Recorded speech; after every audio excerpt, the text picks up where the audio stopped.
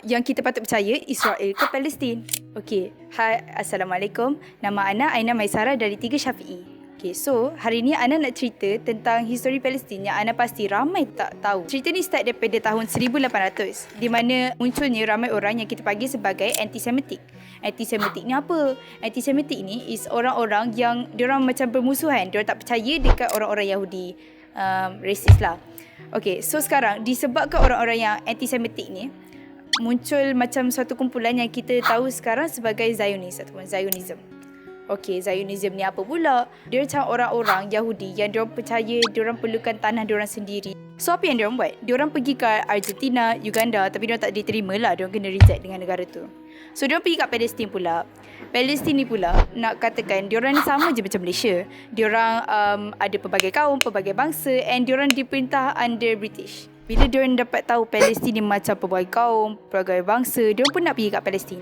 Tapi at the same time, diorang anggap Palestin ni macam halangan untuk diorang membina tanah diorang kat situ. Pada 1917, British diorang macam melakukan suatu perjanjian dengan orang Israel ataupun orang Yahudi, Zionis. Diorang buat suatu perjanjian yang dikenali sebagai perjanjian Balfour. So perjanjian ni menyatakan bahawa diorang akan dapat sebahagian tanah. Tapi jangan jadi masalah, diorang mengambil tanah Palestin tanpa Palestin sendiri bersetujui untuk kasih tanah tu. After a while, berlaku satu kejadian yang kita kenali sebagai Holocaust. So Holocaust ni dia adalah macam pembunuhan yang banyak, membunuh hampir 6 juta orang Yahudi. Benda tu disebabkan oleh Nazi tau. And disebabkan benda tu, ramai Yahudi menjadi imigran. Apabila diorang jadi imigran ni, diorang pun cubalah lari ke Palestin. Ni jadi lagi satu masalah apabila mereka membuat penjajahan.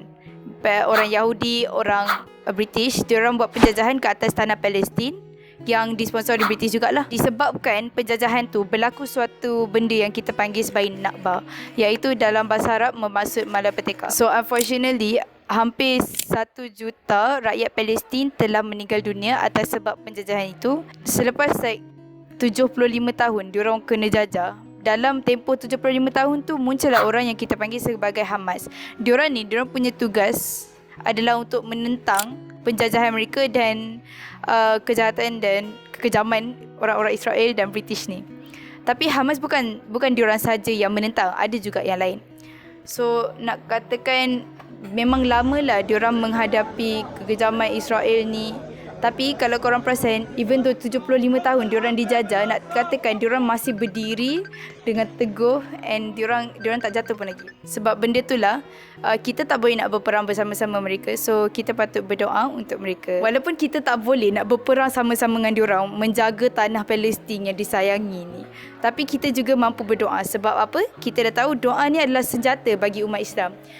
Dan telah dinyatakan berfirman Allah Subhanahu Wa Taala, fa inna ma'al usri yusra, inna ma'al usri yusra, iaitu di mana ada kesusahan, di situ juga ada kesenangan. Di mana ada kesusahan pasti ada kemenangan. Palestin pasti akan menang and kita just perlu berdoa untuk benda tu. Itu sahaja daripada saya. Terima kasih. Bye.